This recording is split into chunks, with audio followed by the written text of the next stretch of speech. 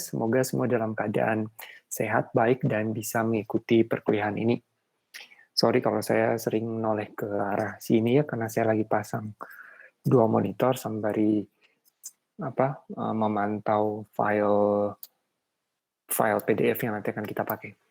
Oke, jadi sesuai rencana kita hari ini dan sampai dengan minggu ini, minggu depan, dan minggu depannya lagi, berarti selama 3 minggu yang dimulai dengan sekarang, kita menyelenggarakan presentasi topik untuk sisa topik-topik yang masih ada ya.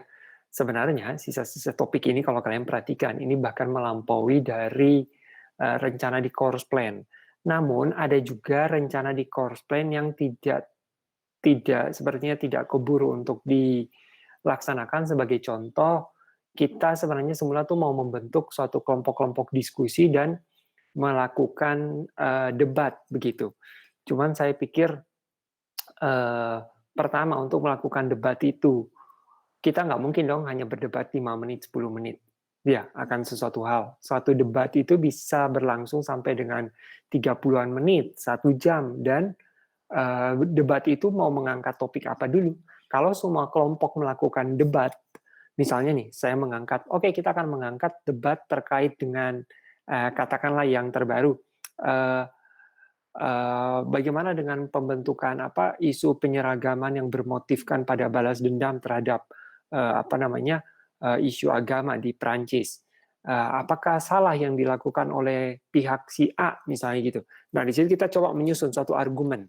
Ya, ada yang kita bagi untuk mendukung hal tersebut, ada yang menentang hal tersebut. Ya, terlepas dari pilihan kita pribadi, kita sebagai sarana simulasi. Cuma saya pikir apa yang mau kita angkat? Logical fallacies, apa semuanya, terus nanti kelompok kedua, kelompok ketiga, kelompok keempat juga sama. Cuma beda-beda topik, tapi sebenarnya kita berlatih menggunakan melatih hal yang kita sudah pelajari, yaitu logical fallacies, apalagi language, hanya seputar itu.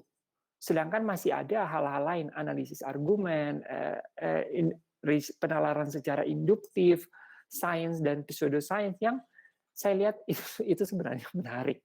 Jadi kalau dari penilaian saya akan lebih banyak yang bisa kita cover di dalam mata kuliah ini melalui bentuk presentasi kelompok ini. Nah, mungkin nanti di dalam contoh-contoh, mungkin presentasi juga nggak perlu lama, barangkali bisa maksimal 30 menit dengan 20 menitnya itu penyampaian topik, intinya seperti apa, dan ada sisa waktu untuk diberikan contoh-contohnya, gitu. Ya, atau sembari diselipin di situ, sehingga total 30 menit untuk setiap kelompok itu bisa mengcover. Lalu, memang terkadang ada mata kuliah yang tidak selalu pilihan bahwa kita harus cover semua materi itu jauh lebih baik. Enggak, ada memang ada mata kuliah tertentu yang mana sebentar saya lupa rekam.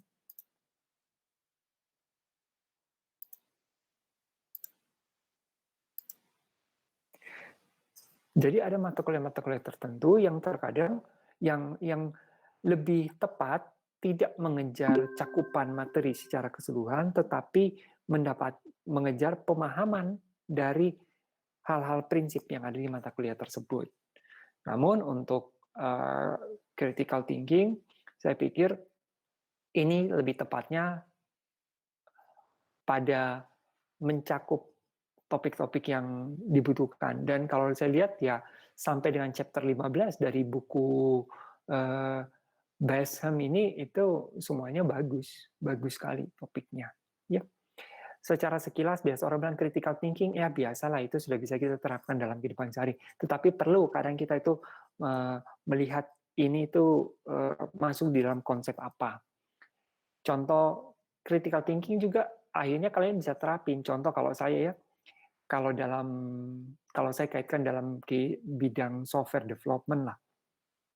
Oke lah, misalnya nih gini. Ada banyak desain patterns dari rancangan software di luar sana yang bisa dilibatkan di dalam rancangan software. Biasa desain patterns itu nggak menentukan rancangan software secara keseluruhan, tetapi dia dilibatkan di dalam rancangan software. Jadi di dalam rancangan software secara besar, arsitekturnya, itu kita bisa incorporate, kita bisa melibatkan lebih dari satu design patterns. Nah, ada banyak design patterns. Ada MVC, ada MVVM, model view model, MVP, model view presenter, ada lagi apa? MVVC kalau nggak salah, dan lain-lain. Ada model apa namanya, binding, dan sejumlah yang lain gitu ya. Nah, kemudian dengan melihat masing-masing, ini tujuannya apa? Kadang ada yang hanya beda teknik dikit aja, mereka sudah bikin istilah lain. Nah, critical thinking sangat membantu di situ, di dalam kita menganalisis, mengevaluasi, sebenarnya apa sih yang dilakukan? Sebenarnya apa sih yang beda dengan suatu teknik, gitu ya? Apa sih sebenarnya yang pengen dicapai, gitu ya? Kemampuan melakukan observasi secara mendasar tentang sesuatu teknik, desain pattern, teknologi. Hal itu kemudian membuat saya lebih bisa membuat suatu kesimpulan bahwa apa yang harusnya saya lakukan, apa yang saya bisa ambil, kapan saya bisa mengambil ini mentah-mentah, kapan saya bisa menganggap ini sebagai sesuatu yang secara benar-benar baru, atau saya bisa melihat ini sebenarnya hanyalah suatu variasi dari suatu pendekatan yang sudah pernah ada. Jujur saja itu kalau kita nggak punya kemampuan analitik yang tajam, dan kemampuan analitik itu tergolong di dalam sini, critical thinking, maka pastinya akan sulit di dalam memahami hal-hal baru yang terus datang silih berganti. Gitu. Ya. Kalau kalian mau jadi pimpinan, leader di luar sana, entah leader dalam skala barangkali keluarga, tim, organisasi, dan lain-lain, tentunya kemampuan berpikir kritis ini suatu hal yang mutlak dibutuhkan. Tapi bukan berarti satu-satunya, ya. Ada juga tentunya pemikiran-pemikiran lain, kreatif, berani mengambil keputusan, ya, yang juga harus dilakuin. Jadi critical thinking wajib dimiliki, namun bukan satu-satunya. Tapi ada juga yang thinking lain yang perlu kalian tetap kedepankan, ya. Oke, mari kita langsung masuk. Jadi kalau berdasarkan aturan yang sudah kita bentuk, harusnya setiap kelompok sebelum nganu tuh udah email ke saya slide PPT-nya. Tadi slide PPT yang masuk baru kelompoknya, kelompok 2 dan 3, kelompoknya siapa nih? Ini kalau buka terlalu banyak window saya juga bingung nih. Kelompoknya Budiman, kelompoknya Joshua Kusmana. Nah, untuk kelompok yang satu, file PPT-nya belum saya terima. Jadi, harap nanti setelah presentasi segera langsung di-emailkan ya, karena semua hasil pembentukan PPT itu akan kita share untuk keperluan pembelajaran kelas. Ya. Tapi ingat ya, meskipun file PPT bukan berarti kalian hanya belajar di PPT. Di file PDF-nya, textbook-nya kita punya. Itu juga perlu kalian dapat pemahaman di situ. Oke, kalau begitu silakan saya persilakan untuk kelompok 1 dengan topik analisis argumen, yaitu kelompoknya Dave, Wempi, Michelle, Alfianto, dan Kevin Hartono. Silakan untuk di-share screen. Nah, izin share screen-nya ya, Pak. Iya.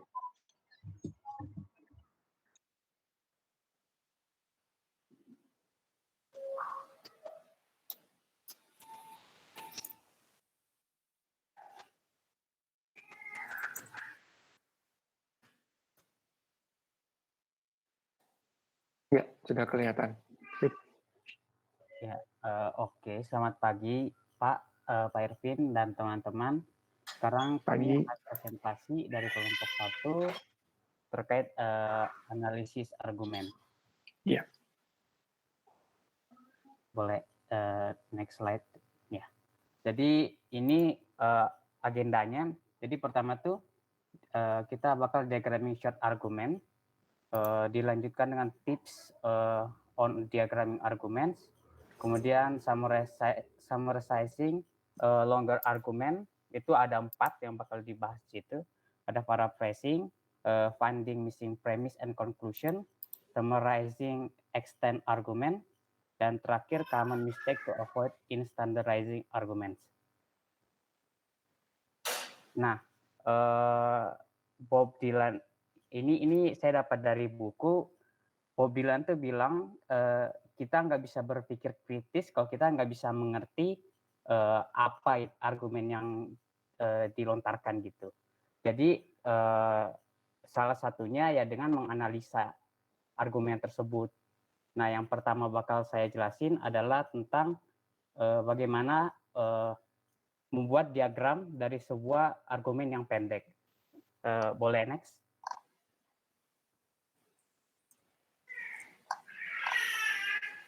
Nah, langkah-langkahnya tuh terdiri dari 5.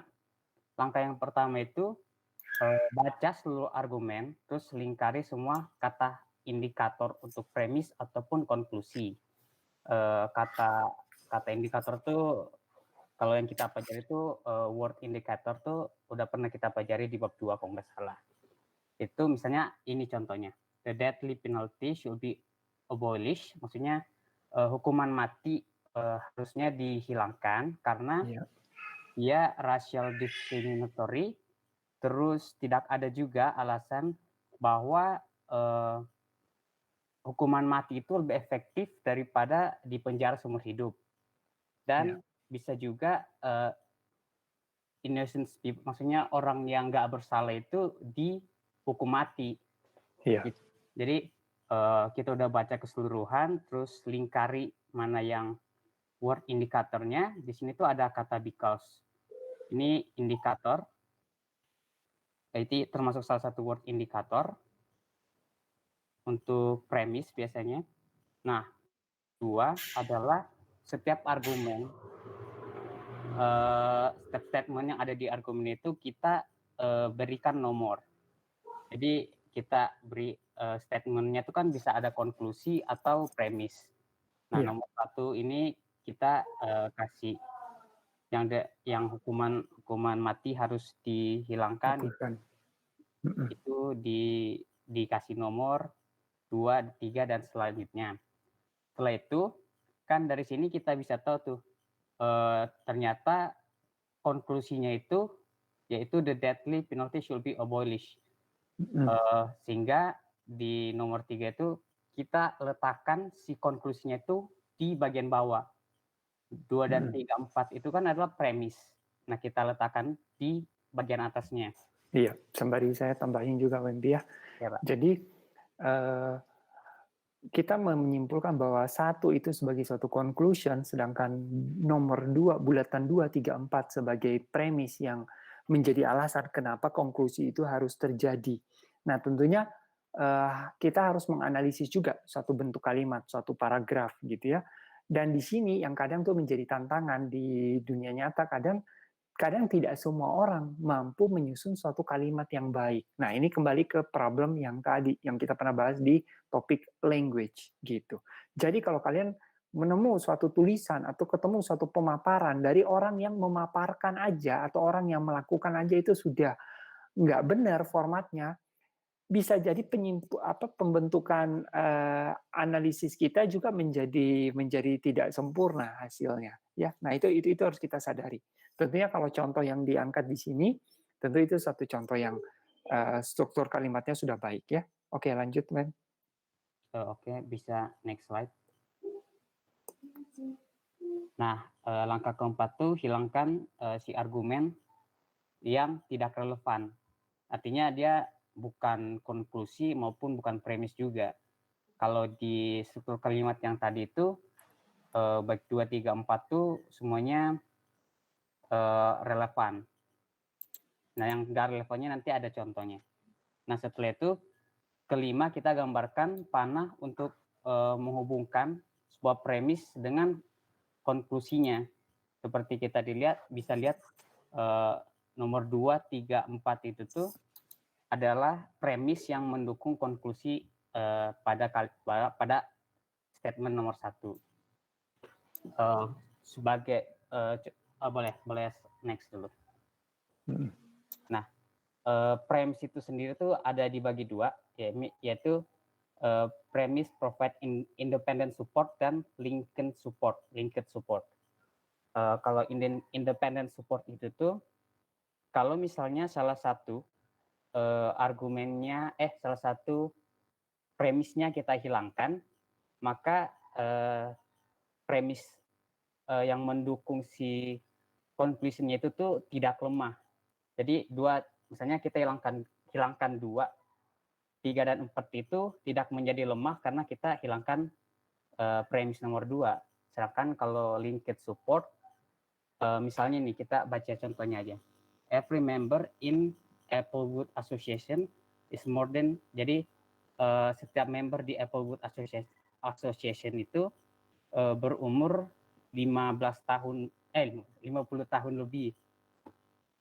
Terus Bob itu adalah member dari Applewood Association. Jadi Bob ini pasti umurnya 50 tahun. Lebih dari 50 tahun. Nah, argumen 1 dan argumen 2 ini kan saling mendukung. Kalau saya hilangkan argumen 1, nggak mungkin kita bisa tarik kesimpulan bahwa Bob ini tuh umurnya lebih dari 50 tahun. Nah, kita lambangkan seperti ini. Jadi ada garis, terus plus di tengahnya. Seperti itu. Next aja, lihat contoh yang lain. Misalnya contoh yang pertama tuh, ini mirip kayak yang tadi sih ya. Misalnya ini, kalau Amy lari maraton, dia mungkin sangat fit. Amy lari maraton, jadi Amy lari maraton. Terus ada lagi argumen, dia juga adalah student B. Jadi Amy sangat fit. Sorry Dempi. Ya. Kalau kamu baca dengan contoh bahasa Inggris juga nggak apa-apa kok kalimat tersebut. Nggak perlu ditranslate, nggak apa-apa. Ya Pak. Oke. Jadi kalimatnya seperti itu. Tadi sudah kita baca. Step pertama itu kita cari indikator word-nya. Indikator word-nya ini adalah so. Nah, ini tuh bisa indikator word untuk konklusi. Jadi kita bisa lihat ini Amy probably is very fit, itu adalah konklusi. Kemudian kita berikan angka ke setiap statement. Lalu yang langkah selanjutnya adalah kita hilangkan yang tidak relevan. Di sini yang nggak relevan itu adalah she also a B student. Ini kan tidak ada hubungannya dengan dia fit, seperti itu. Betul. Kalau digambarkan, jadinya argumen 1 dan argumen 2 adalah linked support yang mendukung konklusi 4. Seperti itu. Boleh next slide. Nah, ini contoh yang kedua. Bisa juga strukturnya tuh kayak yang di kiri, yang di kanan ini. Jadi Jim is a senior citizen, so Jim probably doesn't like hip hop music. So Jim probably won't be going to the Jay-Z concert in this weekend. Kalau di sini dilihat tuh ada dua indikator word-nya, dan dua-duanya so itu indikator word buat konklusi. Terus selanjutnya kita bisa berikan angka untuk setiap argumen yang ada di dalam situ. Kita bisa lihat juga nih, ternyata yang argumen nomor 1, Jim is a senior citizen, so Jim is probably doesn't like hip hop music. Yang nomor 1 ini tuh adalah premis yang mendukung konklusi 2. Terus yang nomor 2 ini ternyata adalah bisa dibilang premis juga yang mendukung konklusi nomor 3. Seperti itu. Bisa next slide lagi, contoh yang terakhir. Ini lebih kompleks lagi. Misalnya kita baca argumennya dulu semua. Most Democrats are liberal and Senator Dum Diddle is a Democrat. Thus, Senator Dum Diddle is probably a liberal. Therefore, Senator Dan Diddle probably support affirmative action in higher education because most liberals support affirmative also in higher education. Setelah membaca semuanya, tentukan word indicator untuk premis untuk premis maupun untuk konklusi. Sini kita dapat 3, yaitu thus, therefore, dan because. Nah, dari sini kita berikan nomor untuk setiap argumen. Nah, kalau dilihat di sini, argumen nomor 1 itu tuh linked sama argumen nomor 2 yang mendukung nomor 3. Nah, setelah itu nomor 3 ini juga adalah sebuah argumen yang linked dengan argumen yang nomor 5 yang mensupport argumen nomor 4, sehingga gambarnya tuh seperti yang di sebelah kanan ini.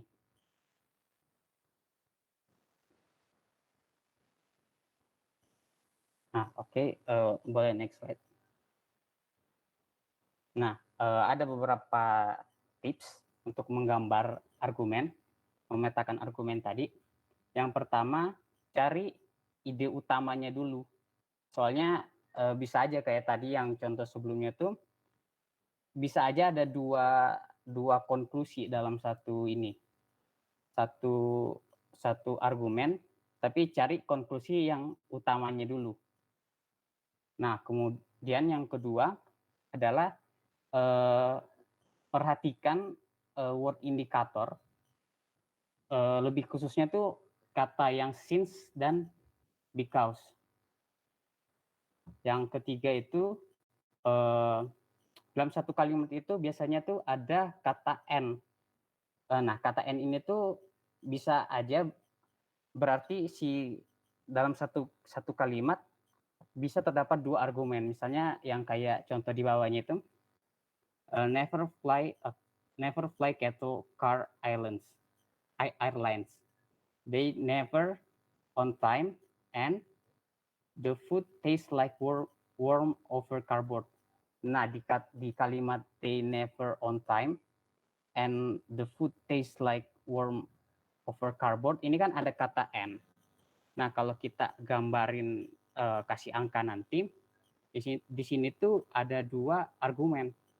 Yang pertama they never on time, dan yang satunya lagi the food tastes like warm over cardboard. Seperti itu. Yang keempat yaitu kalau misalnya ada statement if then, conditional statement, dan disjunctive statement, polanya itu either or. Nah, itu dijadikan satu kesatuan, ya seperti yang tadi yang and. Karena secara logik tuh mereka satu kesatuan, tidak bisa dipisahkan, karena bakal beda juga nantinya. Yang kelima itu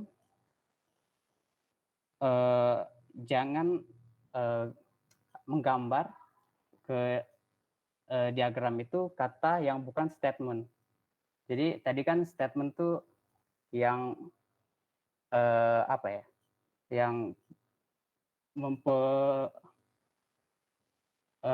yang yang bisa betul ataupun salah. Jadi karena kan kita mau menggambarkan argumen, jadi yang bukan argumen ya tidak usah digambarkan. Yang keenam tuh tidak usah menggambarkan statement yang tidak relevan. Seperti yang tadi contoh pertama itu kan yang student B, dia kan tidak relevan sama konklusinya. Ya, yang itu. Dan yang terakhir, tidak usah menggambarkan statement yang redundant. Ini tuh biasanya ada untuk retorikal, seperti itu.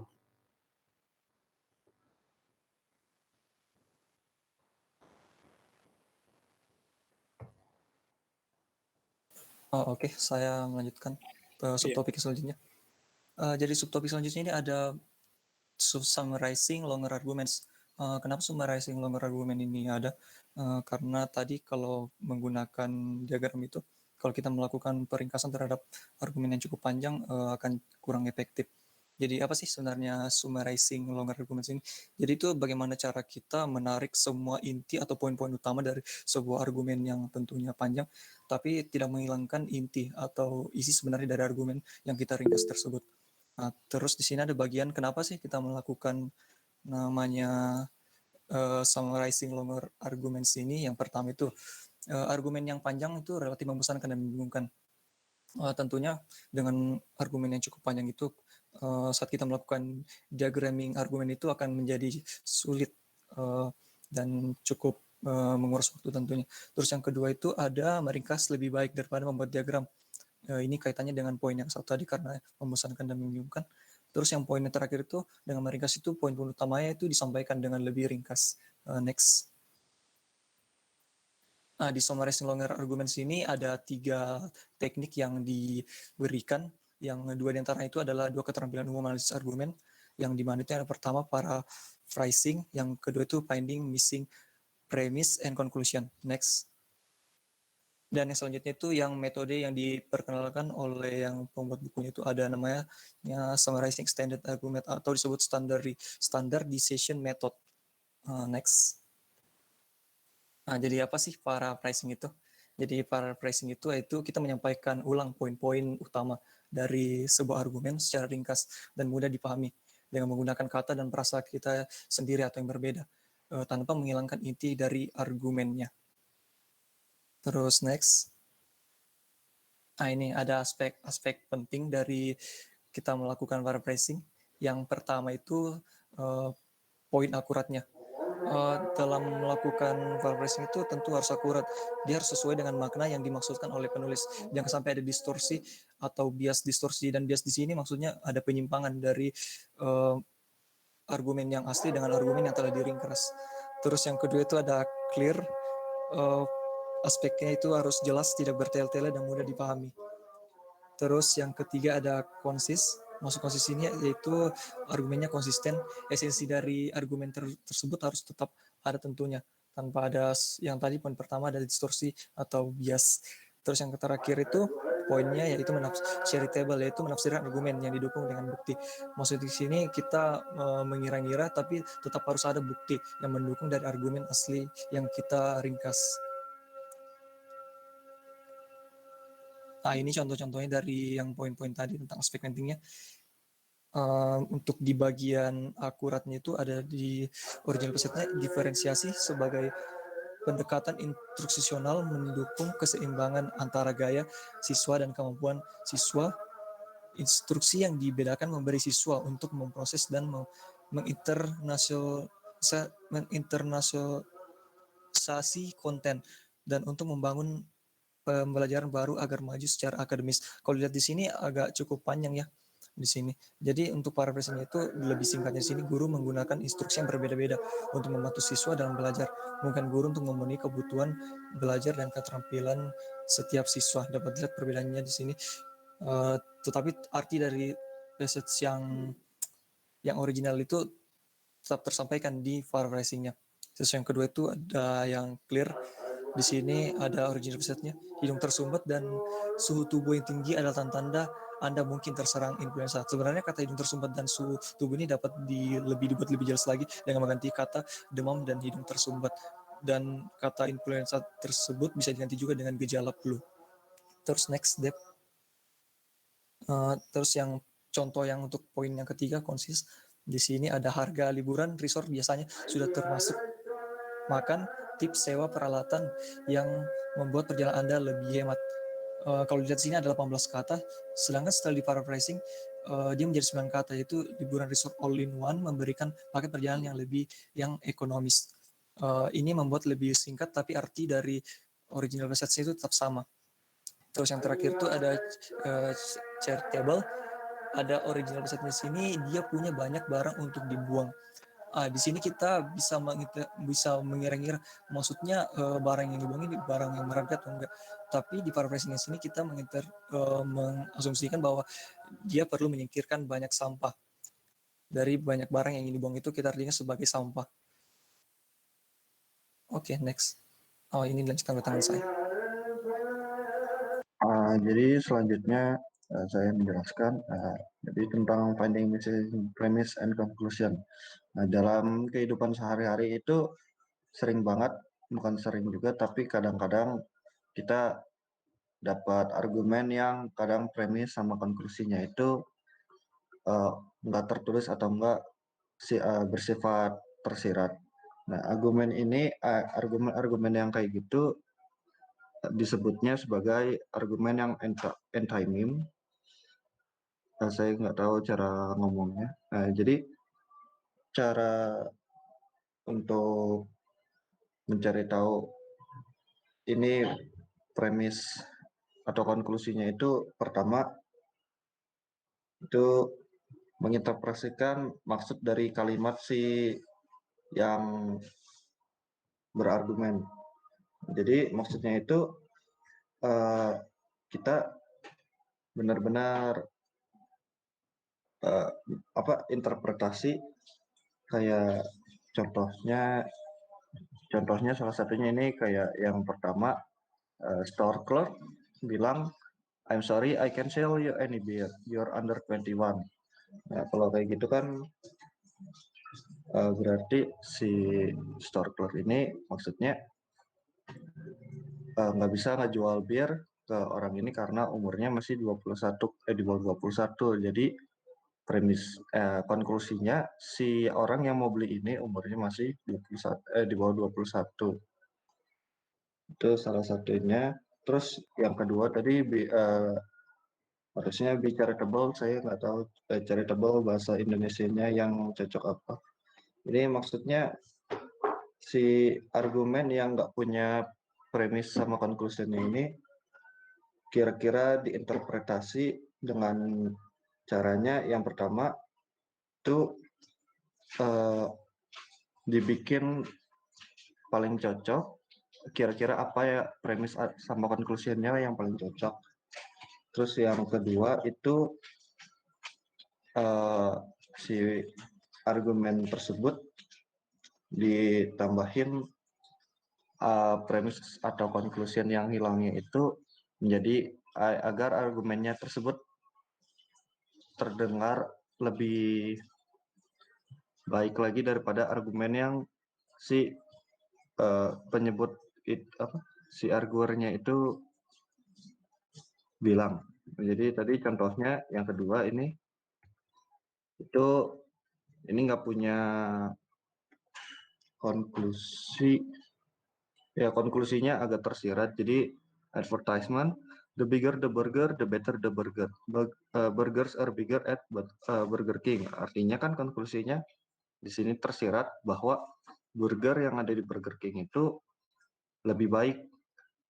Terus yang ketiga, ini tuh kadang si premis atau konklusinya itu sangat tersirat karena kalau misalnya diucapkan itu agak aneh karena secara logika atau common sense akal budi itu hal yang pasti. Ini contohnya yang nomor 3, Sally can drive because she doesn't have a driver license. Ini kan kalau dikasih tahu bahwa lebih ininya lagi berarti kan agak aneh. Jadi terlalu panjang kalimatnya. Nah, terus yang contoh keempat ini salah satu contoh misalnya seperti stereotype. Jadi contohnya he's a Russian, so he's probably drank a lot of vodka. Ya, nextnya. Iya, terus sedikit tambahan dari saya. Jadi kalau common sense itu kita biasa bilang akal sehat gitu ya. Kalau akal budi itu kayak perbuatan baik ya, ramah itu akal budi. Kalau common sense lebih cocoknya akal sehat. Ya, lanjut. Coba. Bagian selanjutnya itu summarizing extended arguments itu sama seperti mirip-mirip sama yang bagian Cowenty.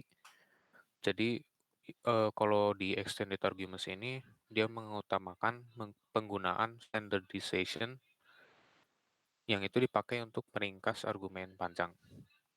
Terutamanya itu mengemukakan kembali argumen dalam bentuk standar logika sederhana. Nah, standar logika sederhana ini dibentuk dua. Jadi untuk meringkas extended argument ini harus dalam bentuk premis yang telah mendukung konklusi dan dasar kebenarannya itu transparan dalam konklusi. Ya, lanjut. Next slide, Dev. Nah, cara untuk men-standardize extended argument itu sama seperti cara yang di bagian pertama. Cuma bedanya itu kita ada tanda kurung untuk mengidentifikasi premis dan mengikuti dukungan konklusi ataupun subkonklusi. Nah, juga ada bagian yang kita harus perhatikan dalam extended argument ini. Jadi kita bisa identifikasi juga bagian-bagian yang kurang premisnya atau konklusi, dan itu bisa ditambahkan juga. Dan mungkin misalnya ada kata-kata yang kurang jelas, itu kita juga bisa parafrase. Dan itu di step 4. Step 4 dan step 1B. Begitu. Ya, lanjut, Tiff. Nah, contoh pertama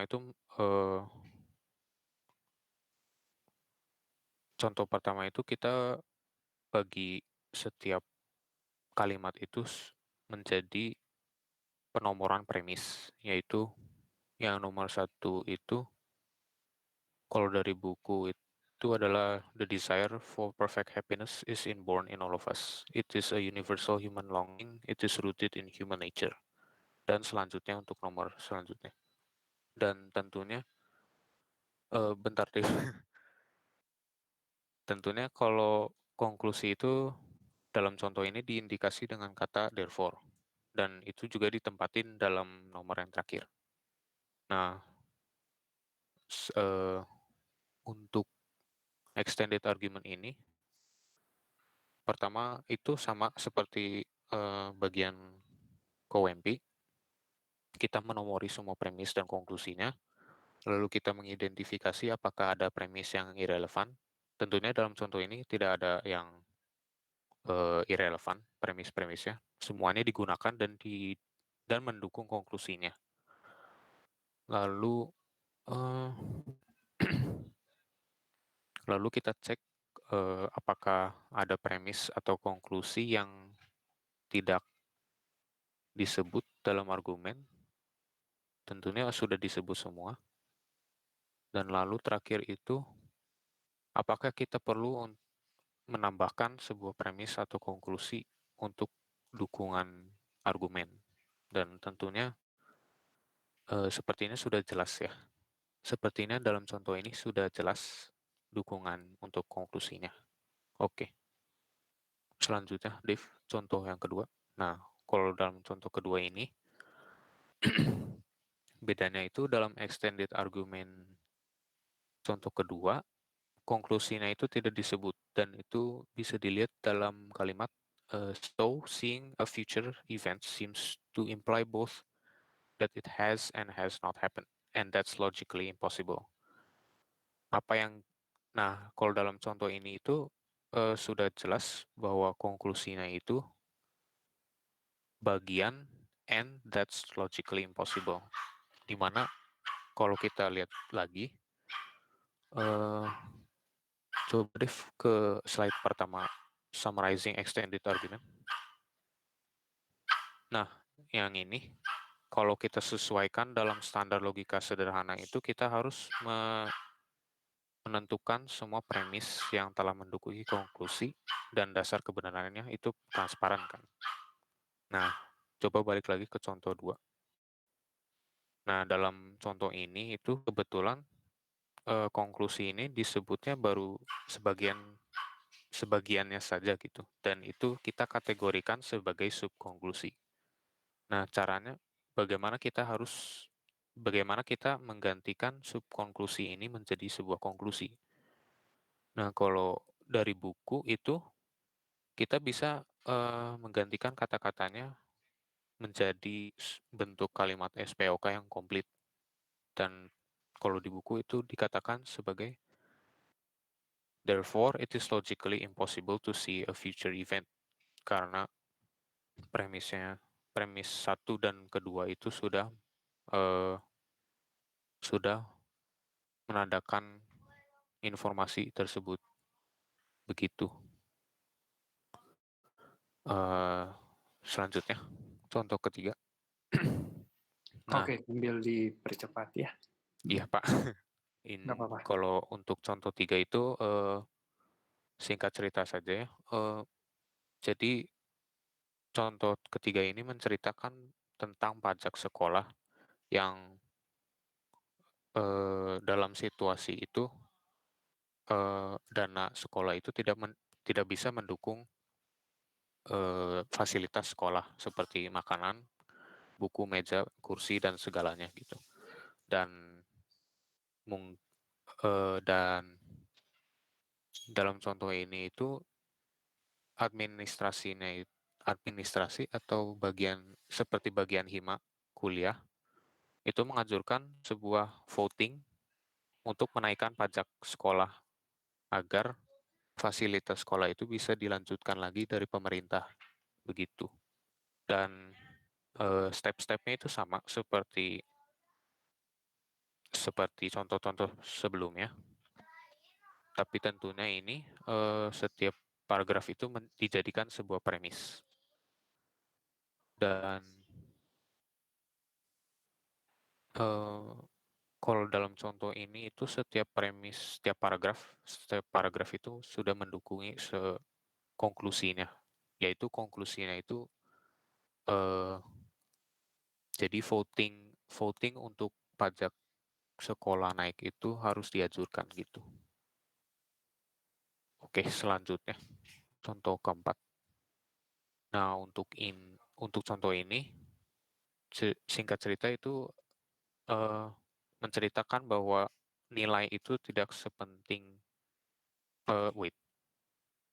cara untuk sukses itu tidak selalu ditentukan oleh nilai dan lebih ke karakter seseorang gitu.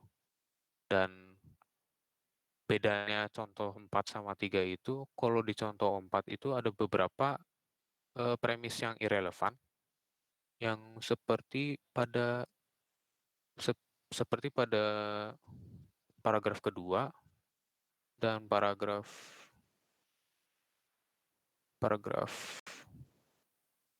yang bagian bawah, if we want high scores, let's get them in kindness, in the words of Theodore Roosevelt.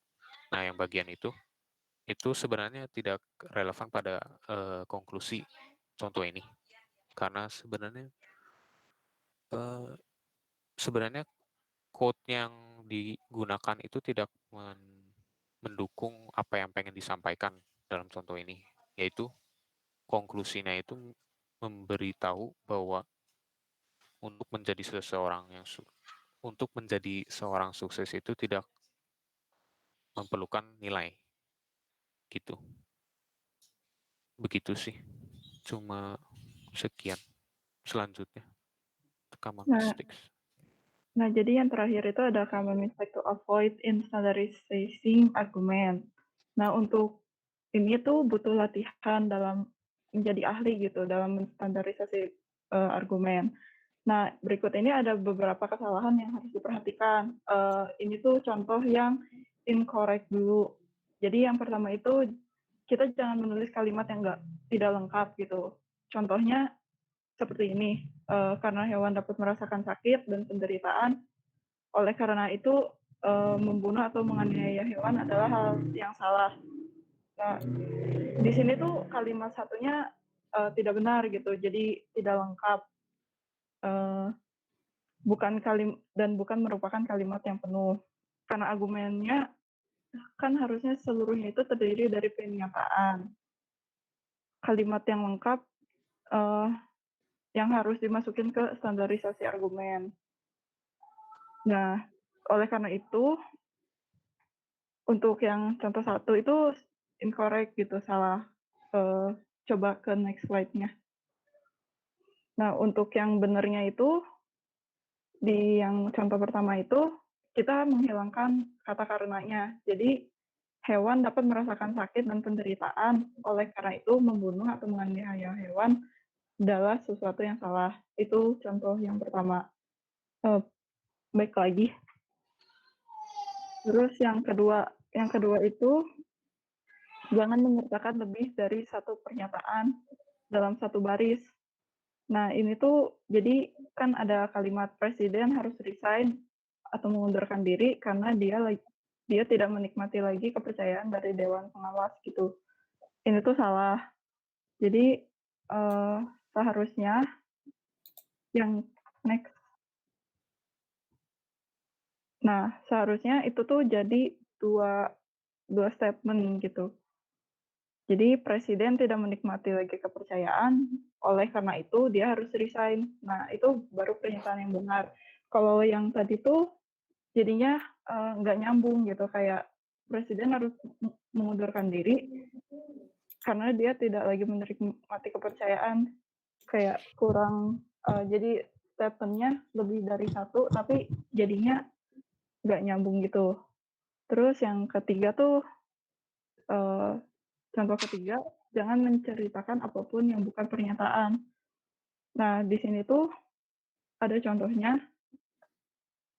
itu semua sama saja, mau Demokrat ataupun Republik di White House.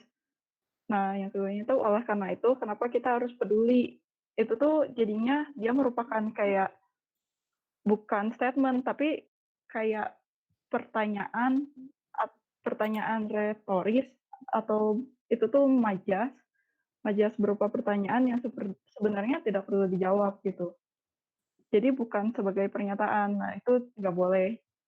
Jadi contoh yang benarnya, nah itu semua sama saja, baik Demokrat atau Republik di White House. Oleh karena itu, saya tidak mempunyai alasan memperdulikan presidensial. Nah, itu baru merupakan pernyataan yang keduanya itu. Baik lagi. Dan ini contoh yang keempat, yang terakhir. Kita jangan menyertakan apapun yang bukan premis atau kesimpulan. Nah, di contoh yang keempat ini ada 4. Yang pertama itu banyak orang berpendapat bahwa hukum mati secara moral salah. Itu yang incorrect-nya. Nah, tetapi Good Book berkata mata ganti mata, gigi ganti gigi. Apa yang dikatakan Good Book adalah benar. Oleh karena itu, hukum mati secara moral tidak salah. Nah, argumen seluruhnya terdiri dari premis dan konklusi kan. Nah, dalam argumen ini tuh yang pertamanya bukan premis maupun konklusi. Oleh karena itu, jadi dihilangkan gitu.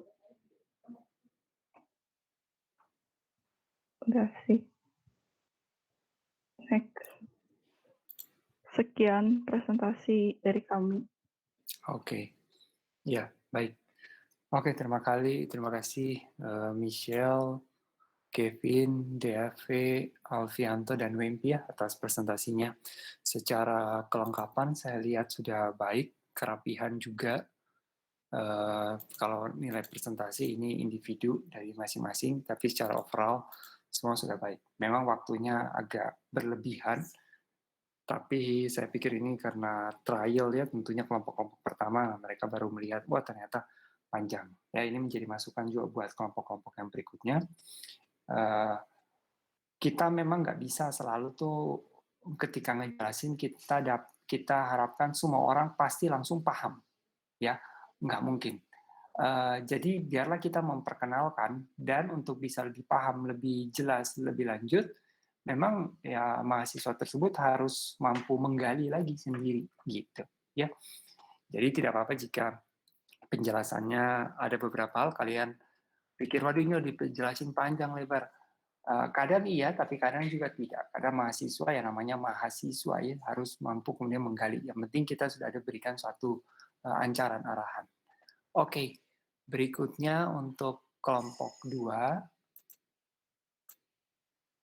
Kelompok 2 itu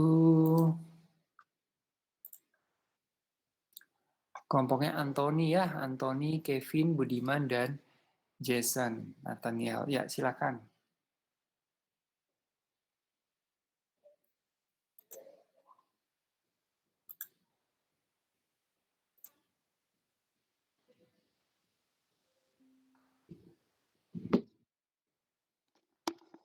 Oke, sudah muncul.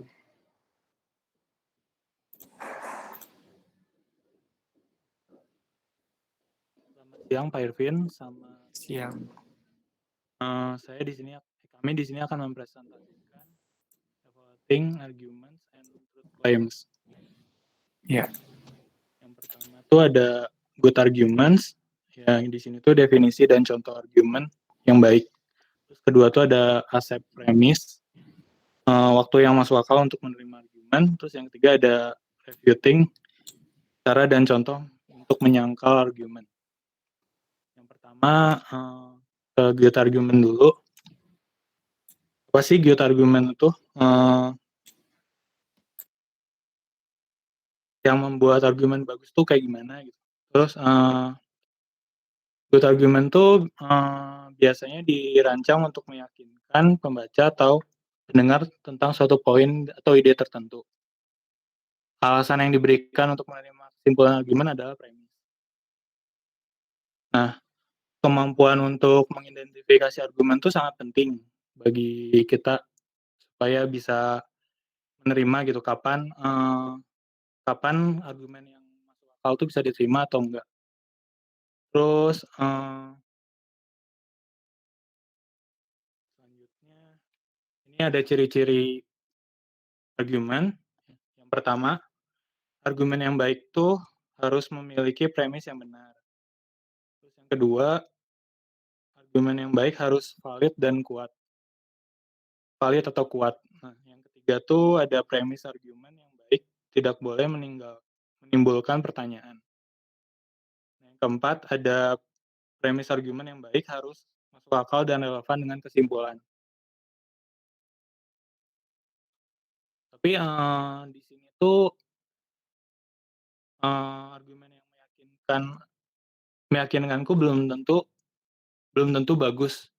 Jadi kayak misalkan kayak iklan-iklan gitu, belum tentu kita tuh udah yakin sama apa yang dia bilang, cuma itu tuh belum tentu argumen yang bagus atau yang baik. Selanjutnya dijelaskan oleh Budi.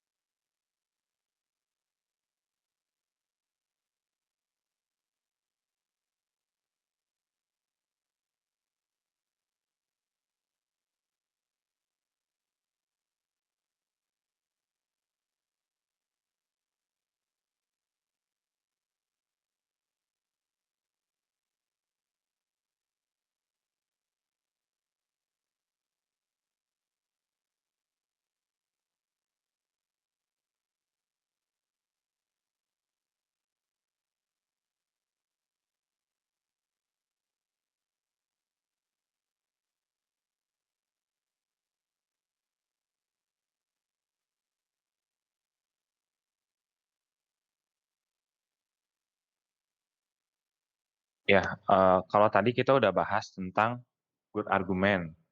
Nah, sekarang kita akan lebih bahas, kapan sih waktunya yang, tepat untuk, menerima si premis dari, eee, good argument itu. Dari yang kita tahu, good argument itu punya true premise, di mana premisnya itu benar. Tapi apakah, eee, premis yang benar itu harus kita terima? Nah, Ya. boleh next. Nah, seperti di sini ada contoh 2 klaim. Yang pertama, "I saw Elvis at Dunkin' Donuts in Lubbock."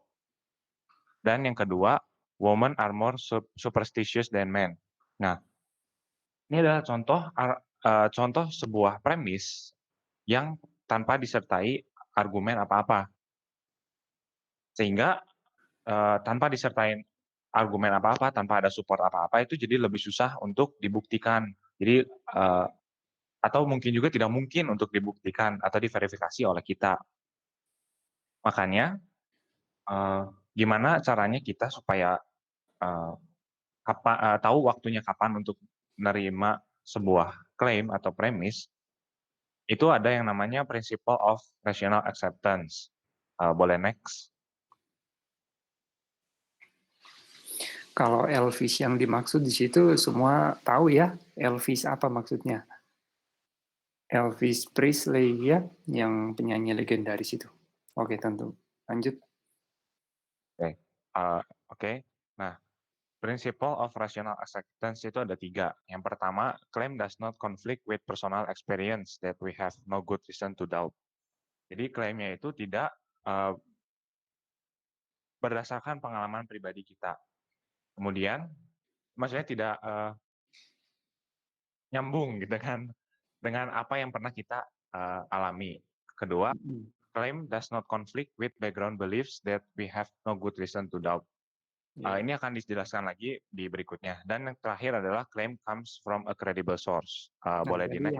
yang Elvis itu kan tentunya Elvis sudah meninggal, jadi dia sudah menyalahi prinsip nomor 1, nomor 2 gitu ya. Elvis sudah meninggal gitu. Next. Nah, apakah sebuah klaim itu konflik dengan pengalaman pribadi kita? Nah, di sini ada quotes dari Shakespeare. "Our eyes are sometimes like our judgment blind." Nah, kenapa Shakespeare bisa bilang gitu? Karena personal experience itu datang dari personal observation, di mana seseorang mengamati secara langsung kejadiannya.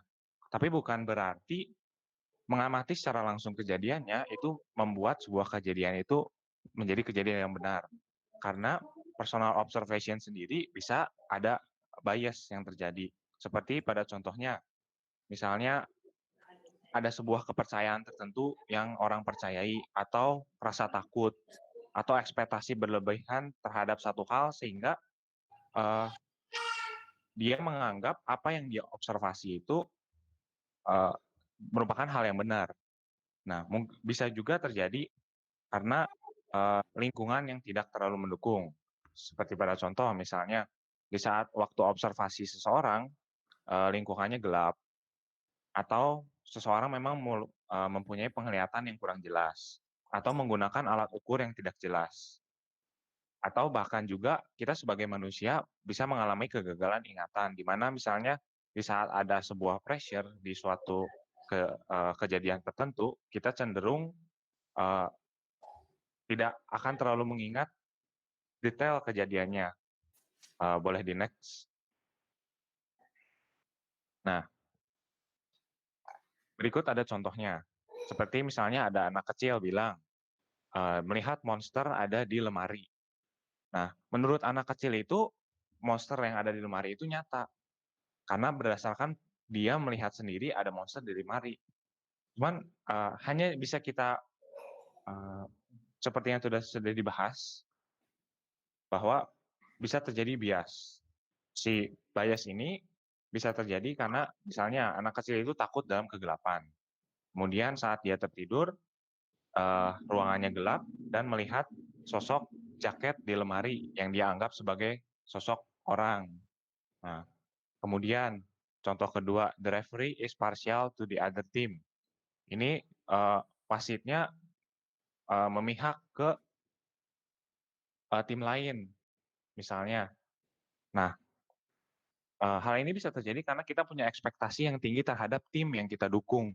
Ketika tim yang kita dukung tidak memberikan hasil yang kita inginkan, jadi kita menyimpulkan bahwa si wasitnya lah yang salah, wasitnya lah yang memihak kepada tim lain. Seharusnya tim yang kita dukung yang menang.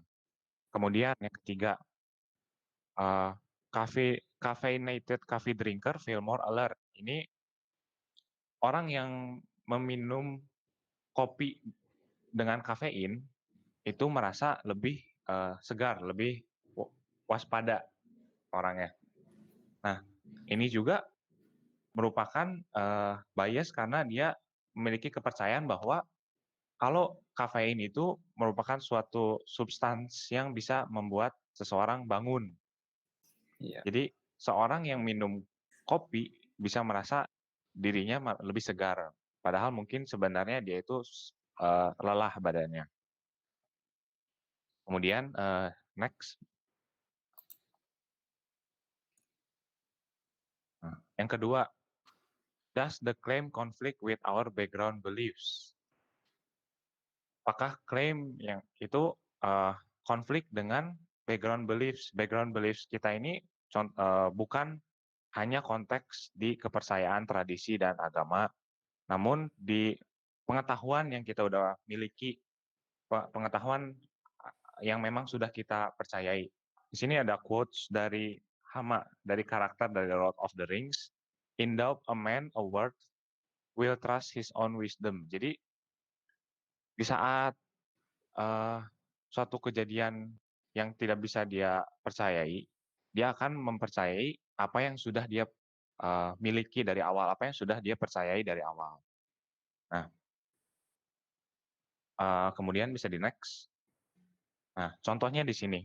Ada sebuah fakta bahwa Lance Armstrong menggunakan steroid. Lance Armstrong itu adalah seorang atlet sepeda. Nah, kemudian ini hal yang sudah kita ketahui misalnya. Lance Armstrong menggunakan steroid. Suatu saat kita berjalan ke sebuah supermarket, melihat tabloid di supermarket dengan headline, ada atlet sepeda ini yang menggunakan steroid. Nah, dan kita langsung percaya karena kita merasa Lance Armstrong pakai steroid, jadi ya udah semua profesional cyclist pakai steroid udah pasti gitu. Padahal mungkin saja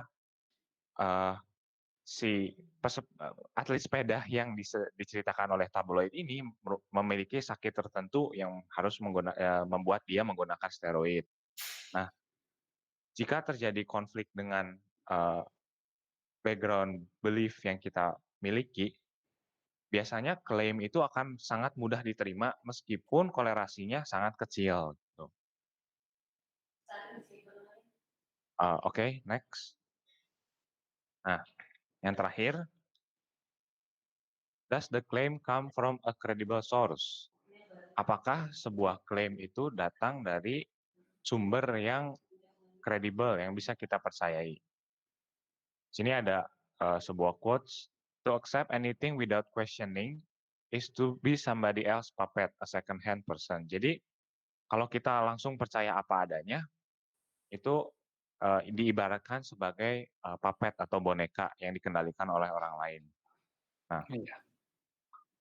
tetapi kebanyakan fakta yang ada di dunia ini yang kita percayai atau yang kita anggap sebagai pengetahuan itu merupakan dari testimoni penelitian, testimoni orang-orang tertentu, pokoknya dari sebuah penelitian atau dari otoritas tertentu pemerintahan yang memberikan informasi tersebut. Contohnya misalnya bumi mengitari matahari, atau ada tempat bernama Gurun Sahara, atau misalnya di kutub utara saat Januari itu suhunya dingin. Nah, kita percaya bahwa hal-hal itu benar. Karena kita sulit untuk membuktikan. Dari orang-orang yang percaya akan klaim-klaim tersebut, sedikit sekali orang yang secara langsung membuktikan bahwa hal itu memang benar adanya. Nah, tapi kenapa kita semua percaya bahwa hal-hal tersebut benar? Karena untuk membuktikannya sendiri itu sangat sulit atau butuh biaya besar atau berbahaya. Jadi kita percaya terhadap orang-orang yang sudah memang memiliki kemampuan dan pengetahuan yang cukup atau para ahli yang memang sudah memberikan testimoni. Nah, apakah si klaim atau testimoni tersebut benar-benar bisa kita percaya atau sumber yang kredibel, sumber yang baik itu boleh kita percaya. Tapi sumber yang baik itu seperti apa sih? Si klaim itu tidak benar. Bisa di next.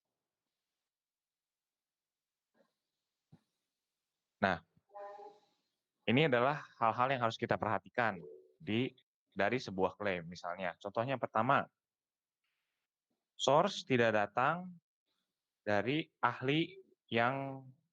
seorang ahli atau ahli di luar bidangnya. Contohnya misalnya ada masalah tentang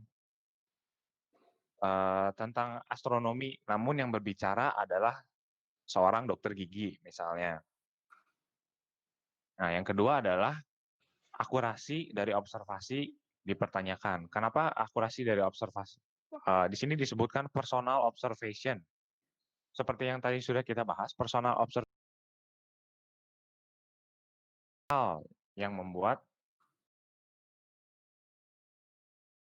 sesuatu yang bias. Makanya jika sebuah klaim itu datangnya dari hasil personal observation itu patut kita ragukan. Kemudian yang ketiga adalah isu tidak bisa diselesaikan dengan pendapat ahli. Mungkin ini untuk beberapa isu-isu tentang moral dan sosial di mana di tempat-tempat bisa berbeda-beda. Contohnya di Indonesia saja, di setiap provinsi bisa memiliki aturan dan budaya tersendiri. Bahkan di setiap kota juga memiliki budayanya tersendiri. Kemudian sumbernya sumbernya bias atau memiliki motif untuk berbohong atau menggiring orang ke arah yang salah. Ini biasanya bisa kita pakai contoh untuk saat mungkin kampanye politik kemarin ini sempat ada penyebaran tabloid-tabloid tentang presiden terpilih kita, bahwa fakta-fakta yang memang sebenarnya sengaja dibuat untuk membingungkan orang, sengaja dibuat untuk berbohong. Kemudian klaim sangat tidak mungkin terjadi. Jadi si klaimnya sendiri itu memang udah tidak mungkin terjadi. Seperti tadi yang pada contoh pertama, I saw Elvis at Dunkin Donut in Lubbock. Itu kan sebuah premis, sebuah klaim di mana yang memang dari awal itu tidak mungkin terjadi. Dan yang terakhir adalah sumber itu tidak diambil atau tidak disunting dengan baik, sehingga jadi sumbernya itu digunakan untuk hal di luar konteks. Ini juga mungkin ada contoh di saat pilkada gubernur Jakarta kemarin, ada beberapa isu-isu yang menggunakan strategi ini, di mana ada sebuah sumber yang asli, namun diambil hanya bagian tertentu saja, dipotong-potong. Nah, jadi sebenarnya si principle of rational acceptance ini dari 3 hal ini hanya berlaku untuk klaim yang tidak didukung dengan argumen. Jadi jika ada sebuah klaim tanpa argumen, kita bisa memperkirakan apakah klaim tersebut bisa kita terima atau tidak dengan 3 hal begini. Namun kalau misalnya ada argumen, disertai oleh argumen, kita tidak bisa langsung bilang klaim itu salah atau tidak. Karena kita harus memikirkan bahwa apakah argumen yang disertakan itu kuat atau tidak, dan kita harus dapat melakukan verifikasi. Nah, kemudian bagaimana cara kita menyangkal argumen akan dijelaskan oleh Anthony.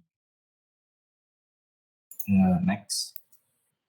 Ya, menyangkal. Jadi kita tuh untuk menyanggah suatu argumen tidak hanya untuk menentang, membantah atau mengkritiknya. Ini juga untuk mengalahkannya, untuk menunjukkan bahwa premis tidak memberikan alasan yang meyakinkan untuk menerima kesimpulan. Jadi argumen dapat dikritik dengan berbagai cara. Jadi misalnya tuh karena tidak jelas, bertele-tele, atau berulang-ulang.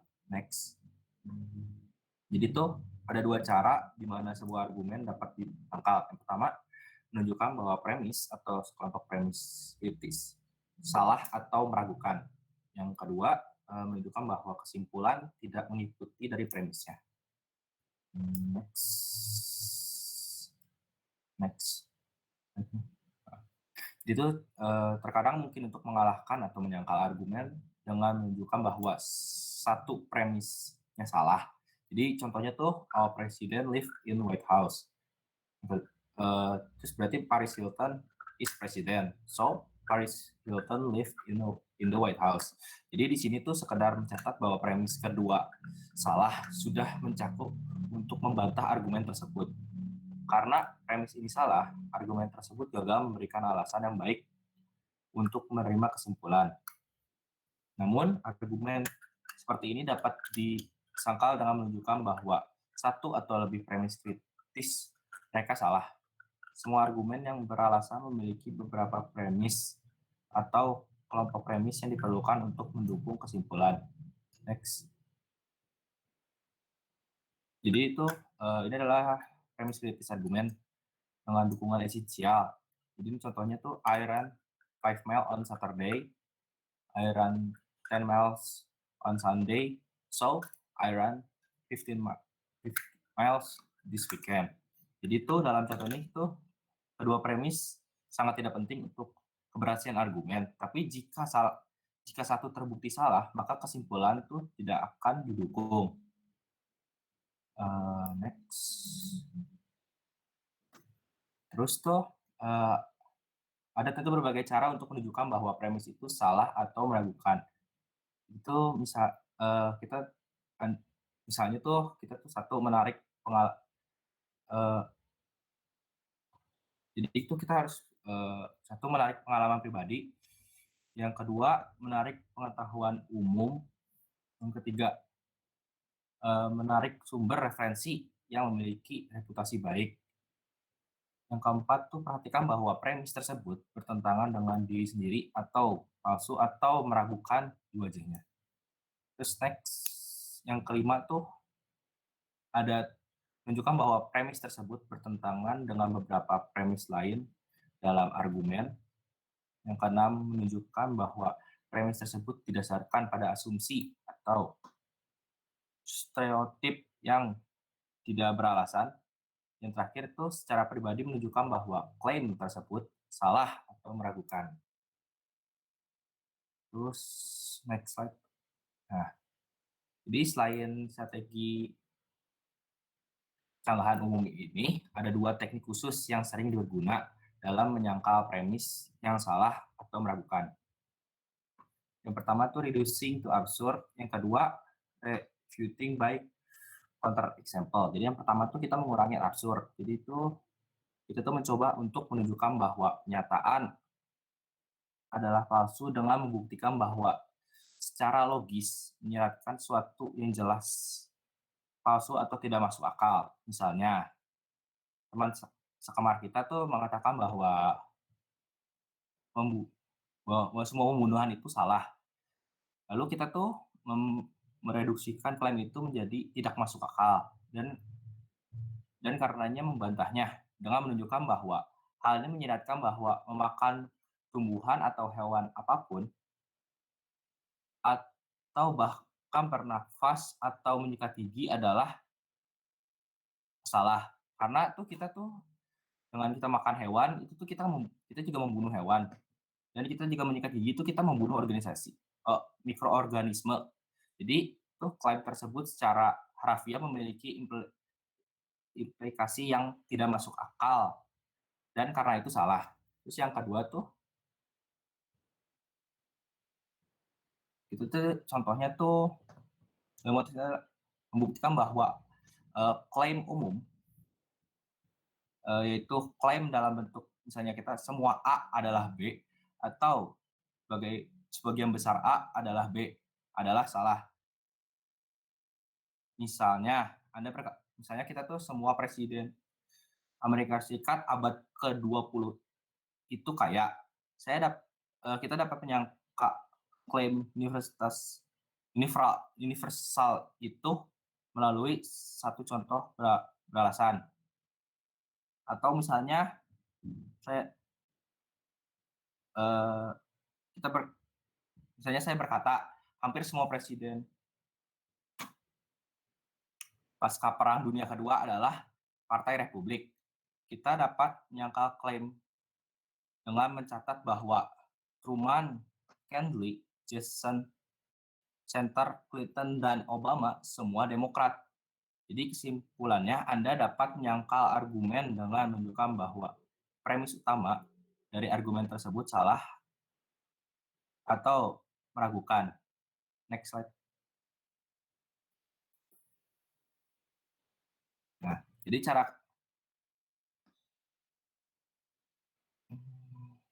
ini cara yang kedua untuk menyangkal argumen adalah dengan menunjukkan bahwa alasannya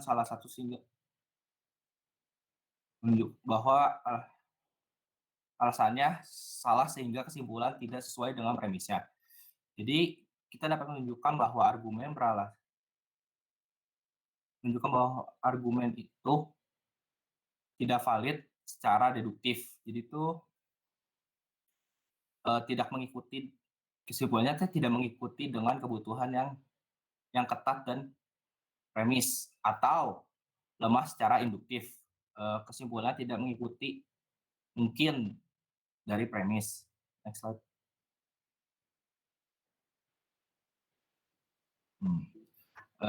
Kan kita dari bab sebelumnya kita melihat berbagai metode untuk menentukan apakah argumen secara deduktif tidak valid atau lemah secara induktif. Seperti yang kita telah lihat, pertanyaan paling penting untuk ditanyakan dalam menilai logika argumen. Yang pertama, jika argumen deduktif, apakah kesimpulan harus mengikuti dari premis? Jadi, apakah premis jika benar-benar menjamin kebenaran kesimpulan atau dapat premis tersebut dianggap benar dan kesimpulan salah? Yang kedua, apakah premisnya relevan dengan kesimpulan? Jadi, apakah argumennya misalnya melakukan conic of strawman, personal attack, atau kesalahan relevasi lainnya. Lalu yang ketiga, apakah premisnya cukup untuk mendukung kesimpulan? Jadi bahwa jika kita menganggap semua premis itu benar, apakah mereka memberikan dukungan yang cukup untuk membenarkan kesimpulan? Next slide. Jadi itu kita tuh ada contoh bahwa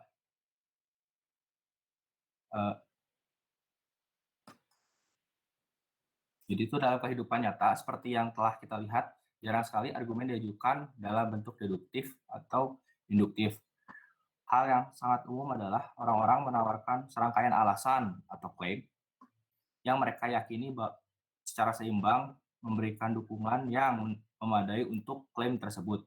Jadi itu contohnya tuh kita kayak get higher speed internet access by satellite is fast, reliable, and won't tie up your phone line. Itu dalam mengevaluasi argumen semacam ini, pernyataan penting yang perlu diingat adalah apakah premis tidak memberikan bukti yang cukup untuk kesimpulan. Jadi dalam banyak kasus jawabannya tidak, karena pembicaraan telah menghilang bukti penting yang mengarah pada kesimpulan yang berlawanan.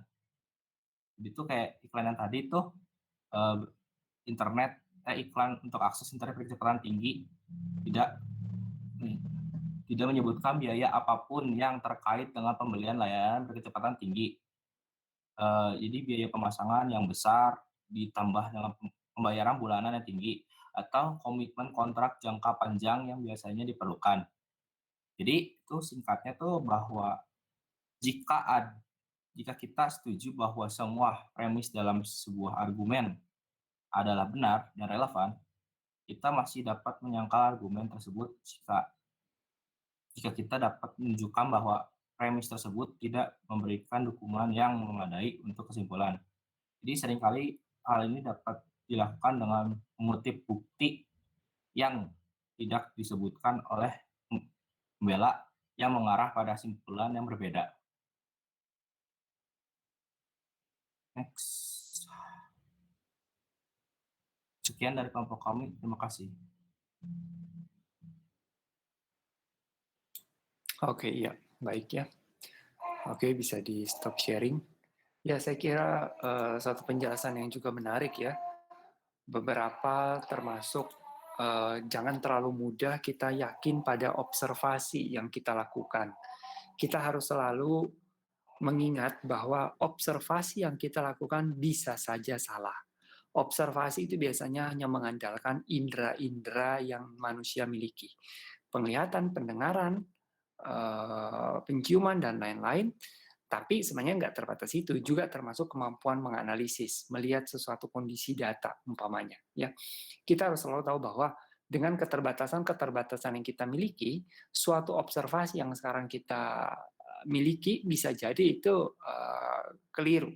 Ya, bukan berarti kemudian kita salah, tidak, tetapi kita memperoleh perkembangan pemahaman, ya, sehingga observasi kita itu lebih dilengkapi lagi, yang kemudian ketika dilengkapi bisa jadi penyimpulannya berbeda dari yang sudah kita lakukan sebelumnya. Saya pikir itu salah satu pesan yang penting ya, yang tadi disampaikan oleh kelompok 2. Oke, sekarang untuk kelompok 3, silakan. Terus untuk kelompok 3, tergantung ya dari seberapa bisa disampaikan materinya dalam waktu kurang lebih 25 menit. Kalau seandainya waktunya nggak cukup, nggak apa-apa, nanti presentasinya kepotong dan kita tetap ngelanjutin di pertemuan berikutnya. Jadi nanti ada separuh waktu kita sediakan untuk sisa presentasi yang belum dituntaskan. Oke, silakan untuk kelompok 3.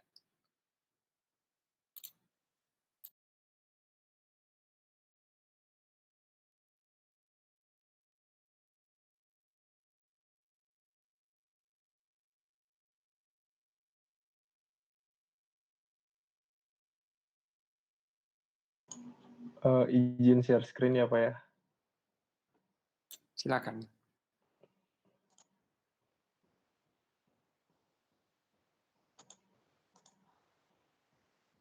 Sebentar.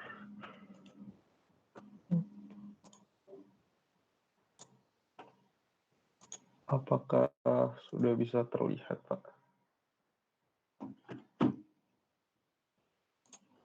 Oke, sudah. Oh ya.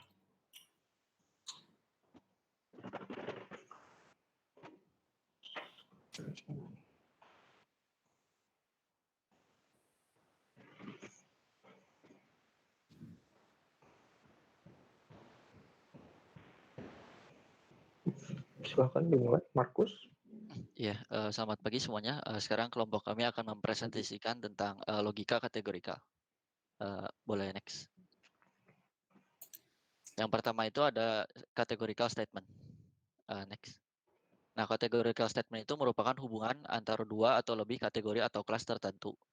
Si categorical statement ini punya 4 form. Yang pertama itu all SRP, no SRP, some SRP, dan yang terakhir itu some S are not P. Boleh next.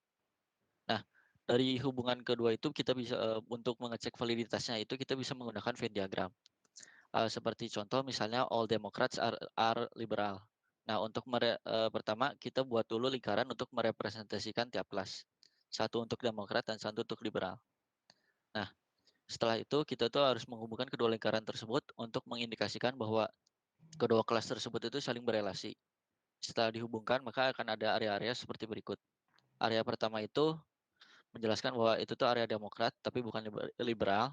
Area 2 itu kedua-duanya Demokrat dan liberal. Area 3 itu liberal tapi bukan Demokrat. Dan area keempat itu bukan Demokrat dan bukan juga liberal. Next. Nah, untuk all SRP, pertama itu kita pakai contoh all Democrats and liberal, are liberal.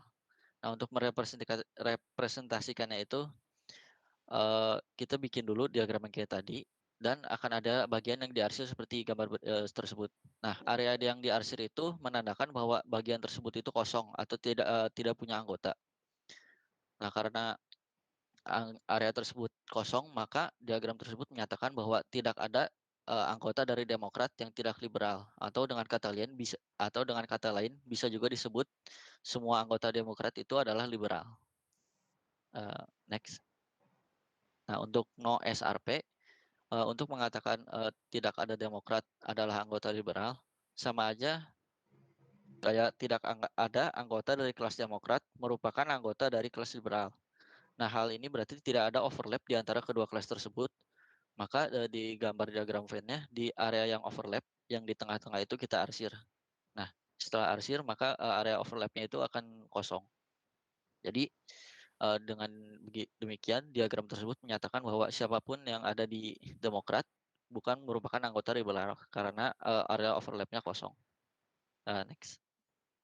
Nah, untuk sum SRP, di dalam logika kategorikal ini, kata sum itu harus diberlakukan secara khusus karena sum ini mempunyai sifat yang ambigu.